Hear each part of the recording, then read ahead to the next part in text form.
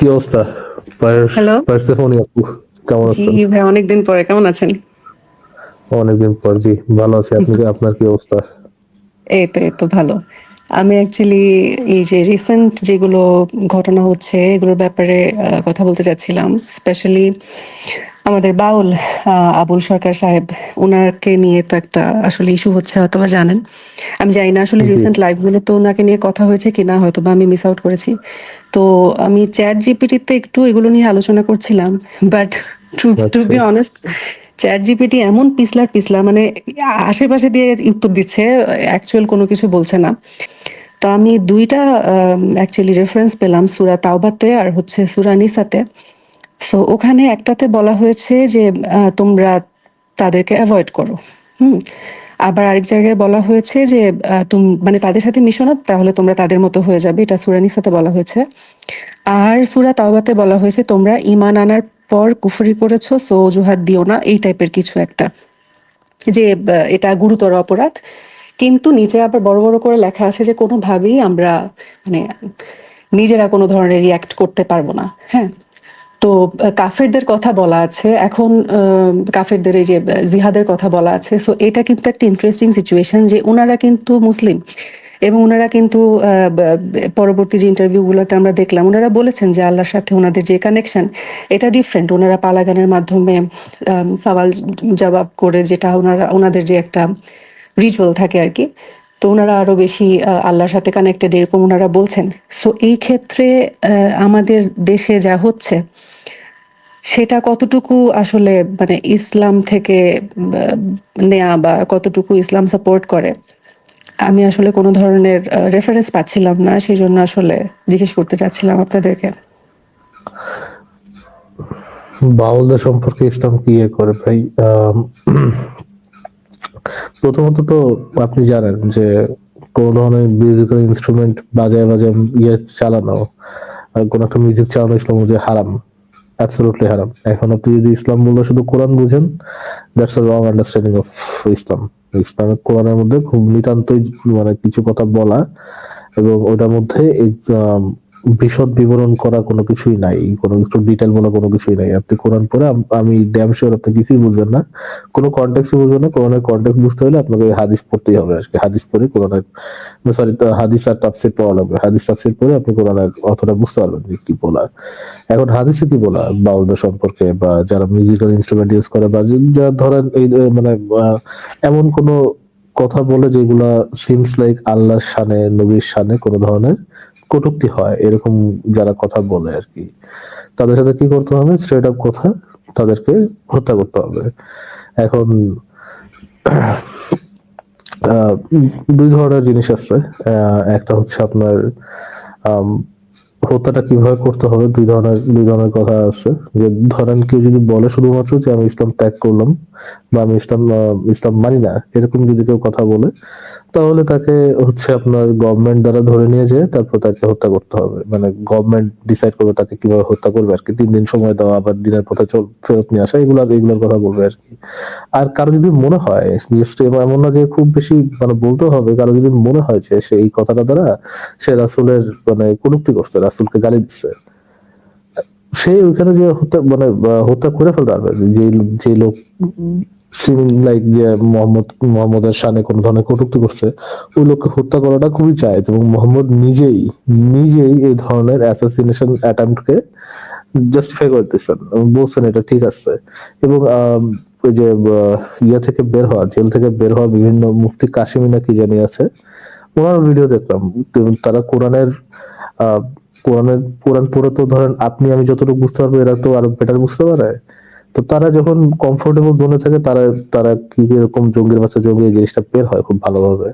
তো জঙ্গির বাচ্চা জঙ্গিরা খুব ভালোভাবে ডিসাইড করতেছিল যে অ্যাকর্ডিং টু কোরআন, এই যে অমুসলিম যারা নবীর শানে বেয়াদবি করবে, বা আল্লাহ শানে বেয়াদবি করবে, তাদেরকে হত্যা করাটা, ফারাজ ভাই, সরি এটা ফর কাটিং অফ, বাট উনি কিন্তু ইয়ে না, মানে উনি কিন্তু কাফের না, উনি কিন্তু মানে ওনারা কিন্তু প্র্যাকটিসিং মুসলিম, না, এবং না, ওনার যে আমি ওয়াইফ। এই জন্য আমি এই জন্য হ্যাঁ। বললাম মানে practising Muslim according to hmm?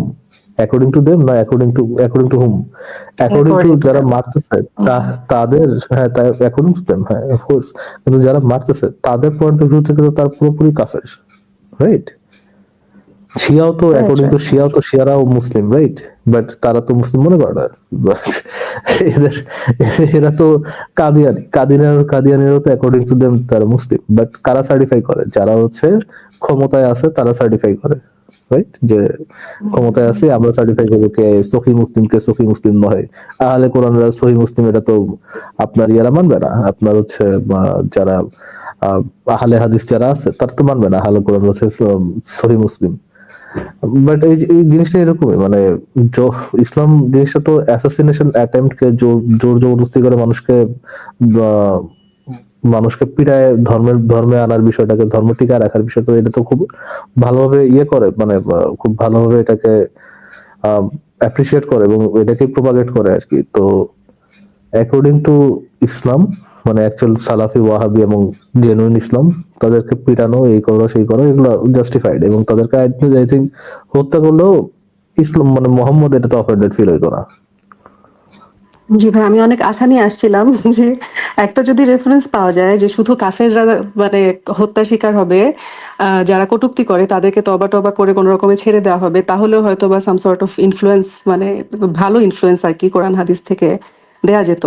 But আমি পুরাই ডিমোটিভেটেড না আপনার কথা সহি না শুনে। তো, কেউ যদি আপনার জেনে বুঝে, ধরেন ইসলামের তারা যদি জানে যে ইসলাম অনুযায়ী গান বাজনা করা নিষেধ, এবং তারপরেও যদি তারা গান বাজনা করে, তারা তো ফুল অন কাফের, রাইট? এখন আপনি বলতেই পারেন যে ভাই ইসলাম অনুযায়ী তো ছবি তোলা নিষেধ, ছবি আঁকা নিষেধ, তাহলে তো ছবি তোলা নিষেধ, বা এরা যে আম, এরা যে ভিডিও করে, ওয়াজের ভিডিও করে, এটা কিভাবে হালাল হয়, এটা কিভাবে জায়েজ হয়? ভাই এইটা মানে এটা হচ্ছে আপনার ইসলামের সাথে আরেকটা জিনিস যে যুক্ত করতে হবে, সেটা হচ্ছে জাতপাতপারি। এরা হচ্ছে জাতপাতপারের ঘরে জাতপাতপার। তারা তারা নিজেরা ইসলাম ফলো না করলে এটা তো সমস্যা না, সমস্যা হচ্ছে অন্যদেরকে তারা মানতে বাধ্য করলো কিনা।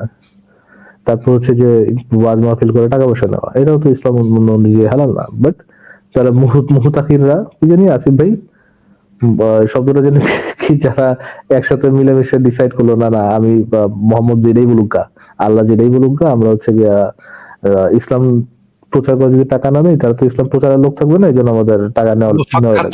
মুফাক্কাতারিন আসিফ ভাই পারবেন না।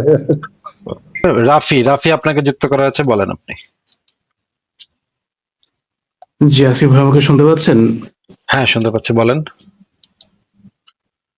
জি ভাইয়া, আমার একটা কোশ্চেন ছিল যার জন্য যুক্ত হলাম। আপনাদের একটা লাইভে আমি শুনেছি আপনি বলেছিলেন নবী মোহাম্মদ দাসী মারিয়ার সাথে অবস্থায় বিবি আয়েশা দেখে ফেলেছিল, এমন বিবি একটা। আয়েশা না, হাফসা দেখে ফেলেছে, কারণ হাফসার বিছানাতেই ঘটনা ঘটতেছিল। হাফসাকে জি বাপের জি বাড়ি জি পাঠায় দিয়ে তার হাফসার বিছানায় মারিয়াকে তুলে কাজ শুরু করে দিছে। তখন হাফসা আবার মাঝপথ পর্যন্ত গিয়ে আবার ফেরত এসে দেখে তার ঘরে তার বিছনায় ঘটনা অবস্থা খুবই খারাপ। দাসীর সাথে তার স্বামী নবী আহ চালু আছে আর কি। তো এই ঘটনা দেখার পর সে কান্নাকাটি শুরু করছে। এইটা ছিল ঘটনা। হ্যাঁ, বলেন। জি জি ভাই, তো আমার কথা হচ্ছে এটা ঘটনাটা ঘটলো, তারপরে হচ্ছে নবীজি একটা লোভ দেখালো যে এটা যদি গোপন রাখে তাহলে সে কাউকে খলিফা বানাবে, এমন কিছু একটা ছিল। হ্যাঁ, এরকম ছিল। আমি এটা একটু শর্ট করে জানতে চাচ্ছি, আর এটা রেফারেন্সটা জানতে চাচ্ছিলাম, যেটা আমি কোথায় পাবো, এক্স্যাক্টলি কোথায় পাবো এটা সংশয়.com-এ জিনিসটা। ঢুকলেই আপনি যদি নবীর স্ত্রীদেরকে তালাকের হুমকির নেপথ্যে এই লেখাটা পড়েন, সেখানে পেয়ে যাবেন। আমি আপনাকে হ্যাঁ, দেখাচ্ছি, এই শেয়ার করে দেখাচ্ছি, একটু দেখেন। এটা হচ্ছে নবীর স্ত্রীদের তালাকের হুমকির নেপথ্যে। এখানে যদি আপনি যান, তাহলে এখানে নিচের দিকে নামতে থাকেন, সূরা তাহরিমের অনুবাদ, নবীর যৌনদাসী মারিয়া কিপ্তিয়া, হাফসার বিছানায় মারিয়া, এখানে যদি যান তাহলে দেখবেন যে এই যে এখানে বলতেছে আহ হাফসা সংবাদ আয়েশাকে দিলেন এবং এখানে এখানে বলতেছে। তারপরে যদি আরো নিচে নামেন তাহলে দেখবেন এই বিষয়ে ইবনে কাসির বলেন, অর্থাৎ মধুপানের বিষয়টি সূরাটি নাজিল হওয়ার কারণ হিসেবে গ্রহণ করা কঠিন। আচ্ছা ঠিক আছে, এবার আমরা ইবনে কাসিরের তাফসির থেকে পড়ি, সেখানে কি লেখা আছে দেখি। এখানে বলা হচ্ছে এই যে এই ঘটনা ঘটলো, তারপরে হচ্ছে গিয়ে আমার বিছানায় হাফসা এসে বলতেছে আমার ঘরেও আমার বিছানায় কাজ কারবার। তখন নবী বললেন আমার উপরে হারাম করে নিলাম। তারপরে আরেকটা বর্ণনা, হযরত মাশরুকের বর্ণনা হচ্ছে উম্মে ইব্রাহিম কিপ্তিয়ার কেন্দ্র করে এই ঘটনা ঘটে। তার পালার দিনে একই বিছানায় মারিয়ার সাথে মিলিত হলেন, তখন বলল হারাম করে নিলাম, তখন আয়েশার সামনে প্রকাশ করে দিলেন। এটাও গেল। এরপরে হচ্ছে গিয়ে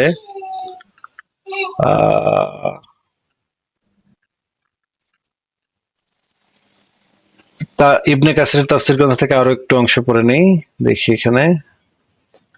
এইখানে আপনি যদি যান সূরা তাহরিমের ৬৬ নম্বর সূরার ১ নম্বর আয়াতের তাফসিরে হযরত ওমর বললেন রাসূলের স্ত্রীদের মধ্যে মর্যাদাবোধ জেগে উঠেছিল। আমি তখন তাদেরকে বললাম যদি নবী তোমাদের পরিত্যাগ করেন, ইত্যাদি ইত্যাদি। এইখানে এই জিনিসটা বলা আছে। পরে দেখি হযরত আনাস হতে বর্ণিত আসছে যে হযরত ওমর বলেন আমি তখন উম্মাহাতুল মুমিনিন ইত্যাদি ইত্যাদি তোমাদেরকে উপদেশ দিতে আসলেন। রাসূলুল্লাহ সাল্লাল্লাহু আলাইহি ওয়াসাল্লামের স্ত্রী হযরত ওমরকে উত্তর দিয়েছিলেন হযরত উম্মে সালমা। আচ্ছা, এইখানে দেখেন রাসূলুল্লাহ হযরত মারিয়ার সাথে মশগুল রয়েছেন, তখন রাসূলুল্লাহ হযরত হাফসাকে বলেন তুমি এ খবর হযরত আয়েশাকে জানাবে না। আমি তোমাকে একটি সুসংবাদ দিচ্ছি, তা এই যে আমার ইন্তেকালের পর আমার খেলাফত হযরত আবু বকরের পর তোমার আব্বা লাভ করবেন। কিন্তু হযরত হাফসা এ খবর হযরত আয়েশাকে জানিয়ে দেন। তখন হযরত আয়েশা রাসূলুল্লাহ সাল্লাল্লাহু আলাইহি ওয়াসাল্লামকে জিজ্ঞেস করেন এই খবর আপনার কাছে কে পৌঁছে দিয়েছেন? তিনি উত্তরে বললেন আমাকে অবহিত করেছেন তিনি যিনি সর্বজ্ঞ সম্যক অবগত। এই যে এখানে হচ্ছে ১ নম্বর আয়াতটা নাজিল, তারপরে এই আয়াতটা নাজিল করেন। এখানে টিকা দেয়া আছে, এই হাদিসটি বর্ণনা করেছেন ইমাম তিবরানি। হ্যাঁ বলেন, এবার দেখেছেন ভাই? জি ভাই, আমি এটা দেখেছি। আমি আজকে খুঁজেছিলাম অনেকটা, আমি পাইনি। মারিয়া কিপ্তিয়া পর্যন্ত গিয়েছি, বাট আপনি টাইটেলটা একটু আমাকে আবার একটু বলবেন যে আমি যেটা দিয়ে পাবো সংশয়.com-এ।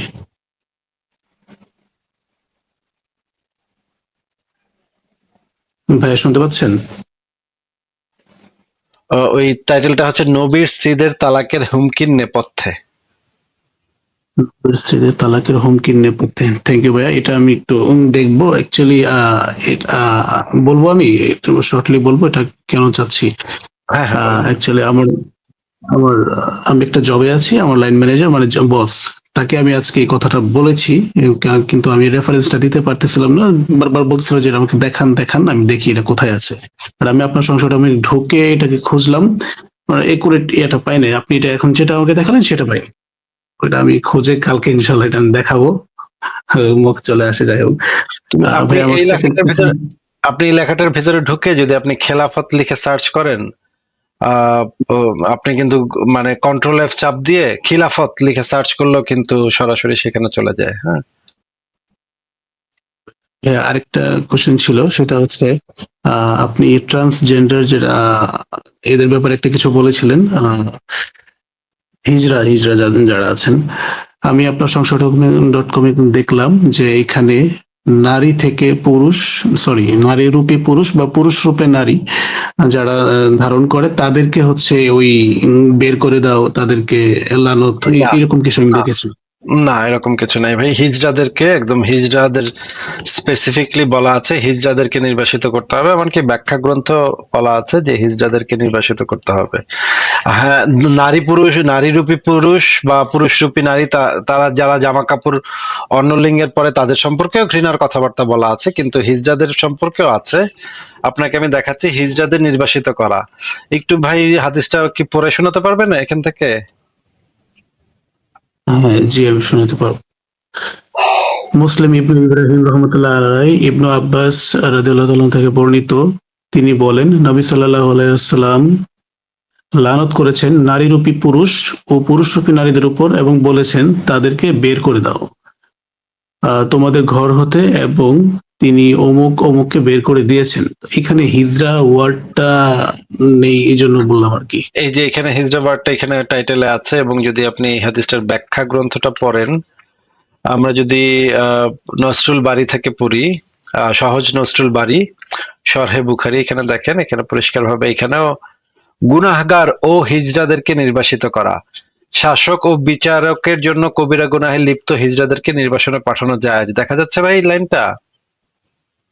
জি জি জি, দেখা যাচ্ছে, দেখা যাচ্ছে। এটা কিন্তু মাঝখানে কিন্তু ও আছে, এমন ভাইবেন না যে কবিরা গুনাহে লিপ্ত হিজড়াদেরকে, না, কিন্তু কবিরা গুনাহে লিপ্ত ও, এই যে মুশফিক মিনার এটা নিয়ে বাটপারি একটা করছে, মুশফিক মিনার এসে আমাদেরকে দেখাচ্ছে, দেখেন দেখেন ভাই, এইখানে তো বলেছে কবিরা গুনাহে লিপ্ত হিজড়াদেরকে বের করে দিতে, আপনারা কেন বলছেন হিজড়াদেরকে আমার নবী বের করে দিতে চেয়েছে, আপনি কেন বলছেন এইভাবে? আমাদের বিরুদ্ধে আমার বিরুদ্ধে একটা অভিযোগ করছে, আমি নাকি মিথ্যা কথা বলছি। এইখানে নাকি লেখা আছে কবিরা গুনাহে লিপ্ত হিজড়াদেরকে নির্বাসনে পাঠানো যায়। ভাই রাফি ভাই, আপনি কি এই কবিরা গুনাহে লিপ্ত হিজড়াদেরকে পড়তে পারছেন, নাকি কবিরা গুনাহে লিপ্ত ও হিজড়াদেরকে পড়তে পারছেন? জি, ও ও লেখা আছে। ও, যদি মাঝখানে ও থাকে তাহলে সেটার মিনিংটা কি হয়? সেটার মিনিংটা কি এটা হয় যে শুধুমাত্র কবিরা গুনাহে লিপ্ত হিজড়াদেরকে নির্বাসনে পাঠানো যায়, এটা হয়? যারা কবিরা গুনাহে লিপ্ত এবং মানে যারা হিজড়া আছে তাদেরকে নির্বাসনে পাঠানোর কথা বলা হয়েছে। উভয় সেটই তো, উভয় সেটের কথা তো এখানে বলা আছে, তাই না? দেখেন মুমিনরা কি দুই পরিমাণে জায়গায় বলা ভাই, টাইটেলও বলা, ভিতরেও বলা, দুই জায়গায় ব্যাখ্যাতেও বলা ভাই। ব্যাখ্যা তো বলা, হ্যাঁ। গুনাহগার ও হিজড়াদেরকে নির্বাসন করা, ব্যাখ্যা শাসক ও বিচারকদের জন্য কবিরা গুনাহে লিপ্ত ও হিজড়াদেরকে নির্বাসনে পাঠানো জায়েজ। আচ্ছা, ঠিক আছে। এবার আমরা একটু দেখি যে এই হাদিসটা একটু পড়ি, একটু যদি পড়েন, এই হাদিসটা যদি একটু পড়েন ভাই। আচ্ছা, আয়েশা রাদিয়াল্লাহু তাআলা সূত্রে অনুরূপ হাদিস বর্ণিত। এতে আরো রয়েছে, তিনি সাল্লাল্লাহু আলাইহি ওয়াসাল্লাম তাকে আল বায়দা নামক স্থানে পাঠিয়ে দিলেন। এরপর সে মানে হিজরা প্রতি শুক্রবার খাদ্যের জন্য শহরে আসতো। আচ্ছা, তার মানে হচ্ছে একজন হিজড়াকে মোহাম্মদ শহর থেকে বের করে দিছিল, সে শুক্রবার দিন শুধুমাত্র শহরে এসে খাবার দাবার সংগ্রহ করতে পারতো নাকি? জি জি। আচ্ছা, আরো একটা হাদিস পড়ি, আরো পরিষ্কার হই, দেখি। এটা হচ্ছে হাদিস নম্বর 2665। রাসূলুল্লাহ বলেছেন, খোঁজা পুরুষ ও পুরুষ সুলভ আচরণকারিণী নারী। এই যে পুরুষ সুলভ আচরণকারিণী নারীর, এইটার মানে তো এটা তো হিজড়াই হয়, তাই না? এই পুরুষ সুলভ আচরণকারিণী নারী, জি হ্যাঁ তাই। অথবা নারী সুলভ আচরণকারী পুরুষ, এই দুইটাই তো হিজড়া হয়, তাই না? হ্যাঁ হ্যাঁ। আচ্ছা, এখন দেখেন যে ওমর এক হিজড়া নারীকে গৃহ থেকে বহিষ্কার করেছেন, এটা দেখা যাচ্ছে। হ্যাঁ, এটা ক্লিয়ার, এটা ক্লিয়ার। তার মানে এটা খোলাফায়ে রাশিদিনের সিস্টেম হচ্ছে, এটা ছিল যে মানে হিজড়াদেরকে বের করে দেয়া। আরো যদি আপনি এখানে পড়েন, মেয়েলি পুরুষ হিজড়া সে কখনো তোমাদের কাছে না আসে। এই যে নবী এই একজন মেয়েলি পুরুষ স্বভাবের হিজড়া, মানে মেয়েলি পুরুষ আর কি হিজড়া, সে তাদেরকে বললো যে এরা যেন তোমার কাছে না আসে। এদেরকে মোহাম্মদ প্রচন্ড ঘৃণা করত, এদেরকে দেখলেই মোহাম্মদ মানে খুবই এমন আচরণ করতো যে এরা খুবই নোংরা মানুষ আর কি। এবং এই হাদিসে বলা আছে যে তাদেরকে ঘর থেকে বের করে দেওয়ার নির্দেশ। হ্যাঁ, এবং আমরা যদি এখানে দেখি যে এই যে একটা লোক ছিল যার পিঠে 4টি ভাঁজ পড়ে, আবার পিঠ ফেরালে সেখানে 8টি ভাঁজ পড়ে। তখন নবী সাল্লাল্লাহু আলাইহি ওয়াসাল্লাম তাদের বললেন, এদেরকে হিজড়াদেরকে তোমাদের কাছে প্রবেশ করতে দিও না। হিজড়া লোকটার নাম ছিল হাইত। উনি একজন ভদ্রলোক ছিলেন, ওনার নাম ছিল হাইত। তো ভাই এখানে তো পরিষ্কার ভাবে আমি দেখতে পাচ্ছি যে হিজড়াদেরকে, এবং একই সাথে হ্যাঁ সবাইকেই বলা হয়েছে এখানে, মানে আসলে ইসলাম তো ওই যে বেড়ার বেটি ছাড়া আর কিছু বোঝে না। এখন এটা তো কি করার আছে, মোহাম্মদ তো এগুলো বুঝতো না যে বেটার বেটি ছাড়াও যে অনেক কিছু হইতে পারে, সেটা তো মোহাম্মদ জানতো না। জি জি, বুঝতে পেরেছি ভাই। হ্যাঁ, আর কি কিছু বলবেন ভাইয়া? আরেকটা কথা ছিল, আমি আপনাকে বোঝাতে পারবো কিনা জানি না, আমি আজকে শুনেছি, একটু ক্লিয়ার করি। ওয়ানলি কোরআন রিসার্চ একটা ইয়ে আছে, রেদওয়ান নামের কেউ একজন, উনি হচ্ছে এটা লাইভটা কন্টিনিউ করে, আহলে কোরআন যারা আছেন। হুম। উনি বলতেছিল একটা টপিকে গিয়ে আপনার কথা বলতেছিল যে আহ, আপনি তো হাদিস থেকে রেফারেন্স দেন, সবকিছুই হাদিস থেকে দেন, কোরআন থেকে দেন, না, এটা সবকিছু থেকেই দেন। হাদিস থেকে না, আমি সবকিছু থেকে দিই।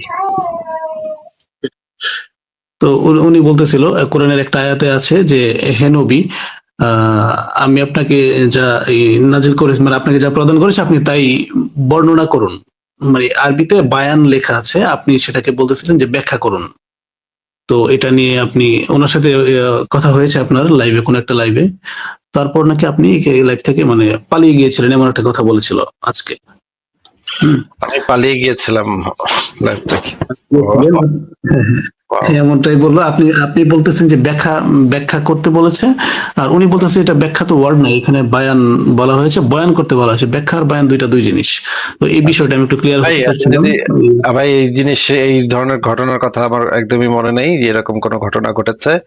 এটা হচ্ছে 1 নম্বর কথা। 2 নম্বর কথা হচ্ছে, কেউ যদি এটা ভেবে মনে মনে এক ধরনের শান্তি পায় যে আমি তার সাথে তর্কে না পেরে পালাই গেছি, বা আমি দাঁত ভাঙা জবাব দিয়ে দিচ্ছে আমাকে, বা আমি খাটের নিচে ঢুকে গেছি, বা আমি দেশ ছেড়ে পালাই গেছি, লাইফ ছেড়ে চলে গেছি, যে কোনো কিছু যে কেউ বলতে পারে। মানুষের বাক স্বাধীনতা আছে, এগুলা আমরা এগুলা আসলে খুব একটা গোনায় ধরি না। হ্যাঁ, এখন আপনি যেটা বলতেছেন সেরকম কোনো ঘটনা আমার মনে পড়তেছে না যে এই যে বায়ান বা ব্যাখ্যা কোনটা কি, এরকম কোন তর্ক এর সাথে হয়েছিল। আমার ভাই, আমার লাইভে হাজার হাজার মানুষ আসে, আমি এই সবার কথা মনে রাখতে পারি না।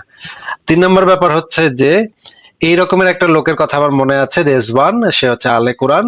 সে আসছিল আমাদের লাইভে, তাকে আমি জিজ্ঞেস করেছিলাম যে আপনি যে কোরআনটা, তাকে একটাই কোশ্চেন করছিলাম আমি। সব আলে কোরআনদেরকে একটা কোশ্চেনে করি, একটা কোশ্চেনের উত্তর দিতে পারলেই আমি তাদের সাথে কথা বলি। আপনিও যদি তাদের সাথে কথা বলেন, একটা কোশ্চেন করবেন যে তোমরা যে কোরআনটা বিশ্বাস করো, তোমরা কোরআনটা পাইছো কোথায়, প্রাইমারি সোর্সটা একটু দাও। হ্যাঁ, এই কোশ্চেনটা করলে দেখবেন তিরিং বিরিং করতে করতে, আমি তো লাইব্রেরিতে পাইছি ভাই, আমি তো বাজার থেকে কিনে আনছি ভাই। আচ্ছা, এইটা কি এই কোশ্চেনের উত্তর? রাফি, আপনি একটু বলেন তো, আমি যদি কাউকে জিজ্ঞেস করি তুমি যে কোরআনটা বিশ্বাস করো, কোরআনটা তুমি পাইছো কোথায়, কোরআনের প্রাইমারি সোর্সটা কি, এই কোশ্চেনের উত্তর কি এইটা যে আমি বাজার থেকে কিনছি, 20 টাকা দিয়ে আমি নিজে কিনছি, আমার ভাইয়ে দিছে, আমি লাইব্রেরিতে পাইছি, আমার এক দোস্ত আমারে গিফট করছে এই কোরআনটা, এইটা কি এই কোশ্চেনের উত্তর? জি না ভাই। আমি যতবার ঘুরায় ঘুরায় প্রশ্ন করছি, ততবার সে একই উত্তর দিচ্ছে যে আমি লাইব্রেরিতে পাইছি ভাই, আলমদিনা প্রকাশনী থেকে প্রকাশিত হয়েছে, এটা আলমদিনা প্রকাশনী থেকে পাইছি ভাই। আমি ভাই মানে বাজারে গেছিলাম, বাজারে গিয়ে কিনা আনছি ভাই। এই উত্তর দিয়া গেছে সে কন্টিনিউয়াসলি 30টা মিনিট। তারে আমি এক কোশ্চেন করছি, 30 মিনিট সে একই উত্তর দিচ্ছে। তখন আমি তারা বাইর করে দিছি। And কি করব বলেন? আপনাকে যদি আমি একটা সিম্পল কোশ্চেন করি যে আপনি যে কোরআনটা পাইছেন ভাই, কোরআনের প্রাইমারি সোর্সটা কি, কোথা থেকে পাইছেন আপনি? আপনার কি জিব্রাইল এসে আপনার গাড়ির উপরে ফেলছে কোরআনটা, ধাম করে বইটা, নাকি আল্লাহ ফেলছে, নাকি কে কই থেকে পাইলেন আপনি? এইটা কি জিজ্ঞেস করাটা কি কোনো মানে অযৌক্তিক একটা কোশ্চেন মনে হচ্ছে? রাফি ভাই বলেন তো। জি না ভাই, এক্স্যাক্টলি সেম একটা কোশ্চেন আজকে একজন করেছে, আপনি যেটা বলেছেন। সে বলল যে আমি তো ধর্মের কথা, ধর্মের এই গ্রন্থ থেকে আমি রেফারেন্স দিব, তাই না? সে বারবার একটা আরে কথাই ভাই, না বলেছে, না আপনি না বলে- না না, সেইটা কোথা থেকে রেফারেন্স দিবে সে, সেটা আমি আমি যে জিজ্ঞেস করতেছি, সে যে যেই গ্রন্থটা বিশ্বাস করে সেটার প্রাইমারি সোর্সটা তো লাগবে। কোথা থেকে পাওয়া গেল এই বইটা? মনে করেন মদিনা প্রকাশনী থেকেই সে পাইছে। মদিনা প্রকাশনী কোথা থেকে পাইলো, এটার তো একটা প্রাইমারি সোর্স লাগে যে কোনো একটা কিছুর। মনে করেন একটা বই, ম্যাথমেটিয়া প্রিন্সিপিয়া, নিউটনের লিখিত বইটা, এটার প্রাইমারি সোর্স কি? আমরা যদি রুট লেভেল পর্যন্ত যাই, দেখবো যে যেই প্রকাশনীতে এই বইটা ছাপা হয়েছিল প্রথম, তাদের কাছে নিউটন একটা পাণ্ডুলিপি পাঠাইছিল, সেই পাণ্ডুলিপি থেকে তারা এই বইটা প্রকাশ করছে, তাই না? তার মানে এটা প্রাইমারি সোর্স হচ্ছে নিউটন নিজে, স্যার আইজাক নিউটন নিজে একটা পাণ্ডুলিপি সেই প্রকাশনীর কাছে হস্তান্তর করছিল, সেখান থেকে বইটা ছাপা হয়েছে, তাই না ভাই? তাহলে কোরআনটার জি এরকম প্রাইমারি সোর্সটা কি, সেইটা তো একটা ইম্পর্টেন্ট কোশ্চেন। আমি 30 মিনিট ঠেলার পরেও সে উত্তর দেয় না, বলে আমি লাইব্রেরিতে পাইছি, আমার এক আত্মীয় আসছিল বিদেশ থেকে, সে দিছে আমারে। এইগুলা এই টাইপের ফাত্রা লোকজনের সাথে এই জন্য আমি আর কথা বলি না। এদের সাথে কথা বলার কোনো মানে টাইমও আমার নাই, এর কোনো ইচ্ছা আমার নাই। এরা যদি মনে মনে খুশি থাকে যে আমি আমি পালাই গেছি বা আমি কিছু করছি, করুক গা ভাই। আচ্ছা ভাই, ভাই কথা বলে আপনাদের সাথে ভালো লাগলো। আমি আপনাদের রেগুলার লিসেনার। আর সকালবেলা শুনতে শুনতে অফিসে যাই, আবার শুনতে শুনতে বাসায় আসি, মানে এটা রেগুলার প্র্যাকটিস। এভাবেই শুনতেছি। তো আপনাদের জন্য শুভকামনা। ভালো লাগলো আপনাদের সাথে কথা বলে। থ্যাংক ইউ ভাই। ঠিক আছে রাফি ভাই, আপনি ভালো থাকবেন, আপনার জন্য শুভকামনা রইল। তাহলে ফারাজ ভাই, আমি তাহলে আজকে বিদায় নেই, আপনি কি শেষ করে দিবেন পরে আর কিছুক্ষণ করে? হ্যাঁ আসিফ ভাই, না আজকে তো শেষই করে দেন, আর কন্টিনিউ দরকার নেই। মুসলিম মুসলিম আপনাকে যুক্ত করা আছে, বলেন আপনি। ভাইয়া কথা শুনতেছেন? হ্যাঁ শুনতেছি, বলেন। আচ্ছা, ইসলামের যে রুলস আছে হচ্ছে যে আক্রমণাত্মক জিহাদ।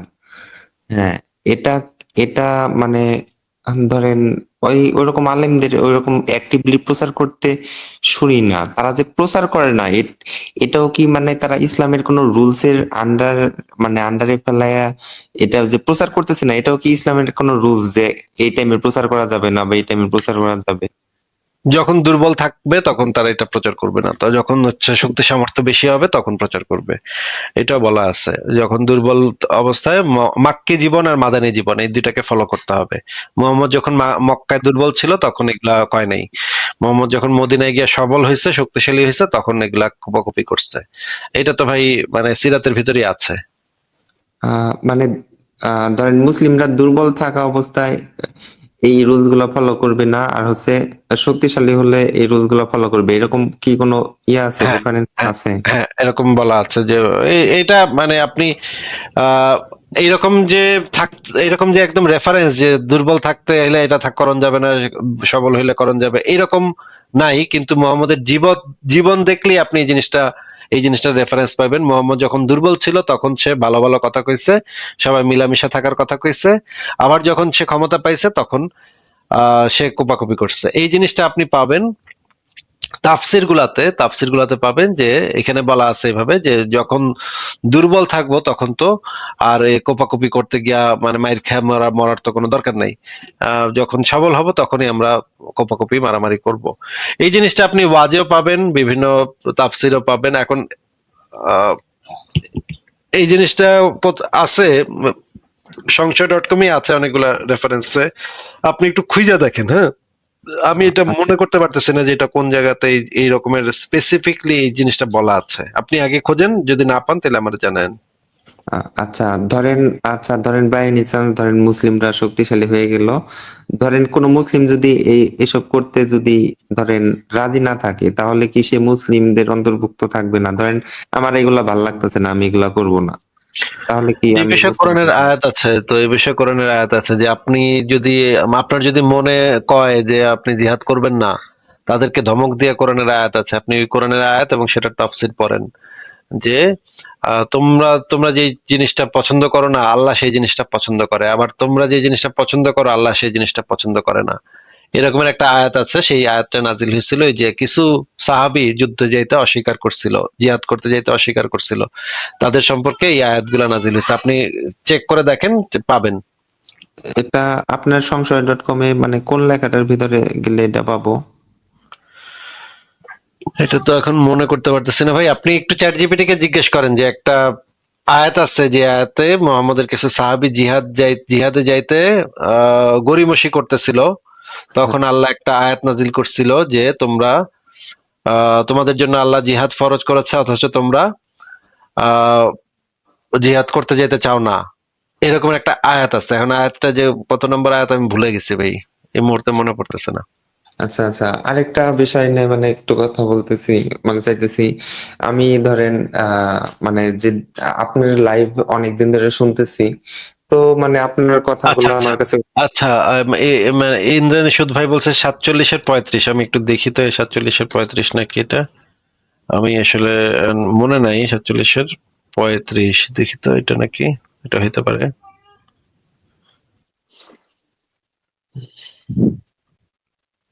আচ্ছা না, এটা তো না, 47-35 তো না।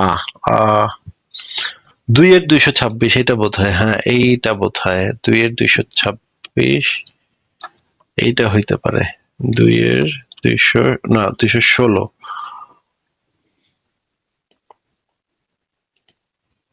হ্যাঁ, এইটা, এই যে দেখেন আমি বের করে ফেলছি এই আয়াতটা, 2-216। হ্যাঁ, এটা এটা হচ্ছে সেই আয়াতটা, সূরা বাকারার। এটা এটা আমার মনে ছিল। আহ, এইটা দেখেন, আমরা একটু দেখি এটা কি বলা আছে।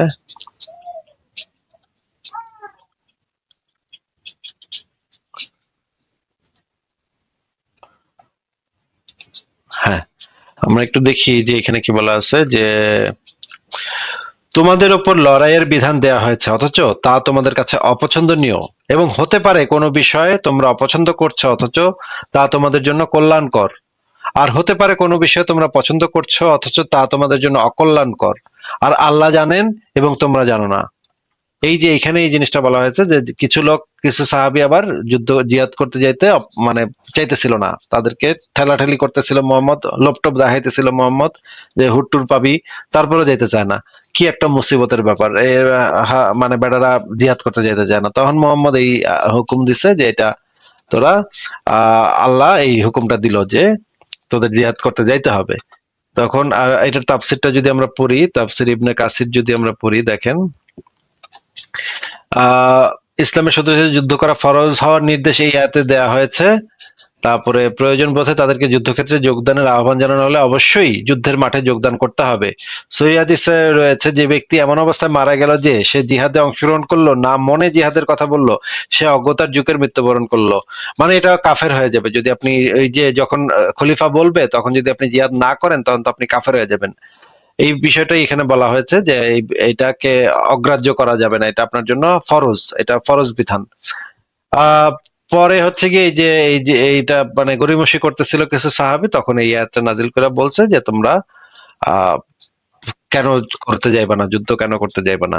হ্যাঁ, এবার বলেন ইয়া ভাই, আহ আচ্ছা ভাইয়া, মুসলিম ভাই। ধরেন খলিফা খলিফা বললো, আচ্ছা এই খলিফাটা আসবে কোথা থেকে, মানে খলিফা হবে কে? সেটা তো ভাই আপনার চিন্তার ব্যাপার না। খলিফা হচ্ছে গিয়ে যারা আলেম ওলামা, তারা মিলে সিদ্ধান্ত নেবে খলিফা কে হবে। এটা এখানে তারা সাধারণ মানুষের, আপনার মতো সাধারণ মানুষের সেটা সেখানে কোনো বক্তব্য থাকতে পারে না। এটা গণতন্ত্র না ভাই, ইসলামের বিধান গণতন্ত্র না। আলেম ওলামারা বৈশা, সবচেয়ে শীর্ষ আলেমরা বৈশা একটা সিদ্ধান্ত নিবে যে কারে খলিফা করবে। আচ্ছা, আরেকটা হচ্ছে যে ইসলামে যে ওই যে দাসীদের সাথে যে সেক্স করা বৈধ, হ্যাঁ, ওইখানে দাসী বানানোর 3টা রুলস আছে। আমি আপনার কোন লাইভে যেন শুনতেছিলাম, বলতেছিলেন যে একটা হচ্ছে ওই যুদ্ধ করে নিয়ে আসতে হবে, আরেকটা হচ্ছে কেউ গিফট করতে পারবে, আরেকটা হচ্ছে বাজার থেকে এক- কিনতে পারবে। আচ্ছা আচ্ছা, বাজার থেকে কিনতে পারবে। আচ্ছা, ধরেন কোন একজন মানুষ আহ র্যান্ডম একটা মেয়েকে ধরেন তুলে নিয়ে আসছে, ধরেন ওই যুদ্ধ টুদ্ধ করে নাই, রাস্তাতে যাইতেছিল, ধরেন বাই এনি চান্স কিডন্যাপ করে নিয়ে আসছে। রাস্তা থেকে তুলে আনছে, সে কি মুসলিম মেয়ে নাকি কাফের মেয়ে? আহ ধরেন মুসলিম অমুসলিম যে কোনো মেয়ে যদি হয়। না, মুসলিম মেয়ের ক্ষেত্রে করতে পারবে না, আর অমুসলিম মেয়ের ক্ষেত্রে কিছু কিছু এখতিয়ার আছে করার। আচ্ছা, মানে ধরেন ধরেন সে যুদ্ধ কইরা আনে নাই আর কি, ধরেন সে কিডন্যাপ করে আনছে, ওটা কি যদি বিক্রি করে, ওটা কি মানে যে মুসলিমটা কিনবে তার জন্য জায়েজ হয়ে যাবে?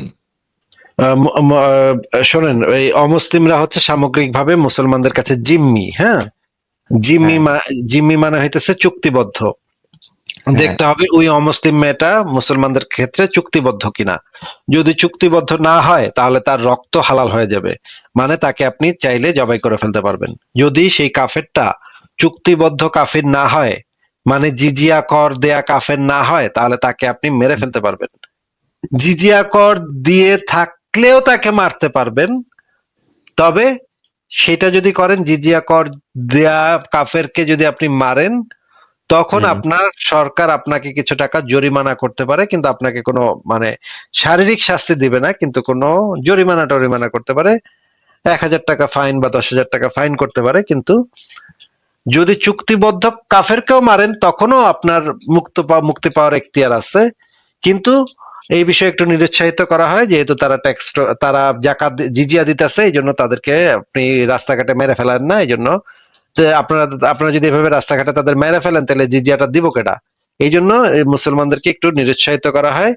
কিন্তু যদি সে চুক্তিবদ্ধ কাফির না হয় তাহলে তাদের রক্তটা আপনার জন্য সরাসরি হালাল, তাদেরকে যে কোনো সময় আপনি মেরে ফেলতে পারেন। এই রকমের মেয়ে হইলে যদি মানে মুশরিক হয়, তখন তাদেরকে আপনি সেই মুশরিক মেয়েকে আপনি গনিমতের মাল হিসেবে করায়ত্ত করতে পারেন। যদি আহলে কিতাব হয়, সেই আহলে কিতাবের ক্ষেত্রে দেখতে হবে তার মাহরাম সে জিজিয়া কর দেয় নাকি দেয় না, মানে তার যে অভিভাবক সে জিজিয়া কর দেয়। এটার একটু প্রসিডিউর আছে, কিন্তু আপনি করতে পারেন। যদি একদম মুশরিক হয় তখন আপনার করার কিছু এখতিয়ার আছে। হ্যাঁ, বুঝতে পারছি। তাহলে ধরেন মানে এটা কি ওই যে করবে তার তো কোনো শাস্তি হবে না, তাই তো? এটা মানে আমি তো অনেকগুলো জিনিস বললাম, যদি আহলে কিতাব হয়, মুশরিক হয়, এক একজনের জন্য এক এক সিস্টেম, এক একজনের জন্য এক এক বিধান। ফারাজ ভাই, আপনি কি আছেন? ফারাজ ভাই, জি ভাই আমি আছি। তাহলে আমি একটা বিদায় নেই, আপনি মানে ঘুরে ঘুরে টুরে আসি, দেখি আবার আসা যায় নাকি। তাহলে আপনি কিছুক্ষণ কথাবার্তা বলেন তাহলে ফারাজ ভাই। চলে যাবেন একবারে? না না, আবার আসবো। আচ্ছা ঠিক আছে ভাই, একটু তাড়াতাড়ি আসেন তাহলে। ওকে। আচ্ছা ঠিক আছে। ওকে। মুসলিম ভাষা থেকে কথা শেষ? হ্যাঁ, অলমোস্ট শেষ ভাই, মেবি চলে গেছে। জি ভাই চলে গেছে। আপনাকে আর কিছু বলা আছে? না না, আপাতত তাহলে ঠিক আছে, অন্য কোনো দিন আবার যুক্ত হব। থ্যাংক ইউ ভাই। ওকে ঠিক আছে তাহলে।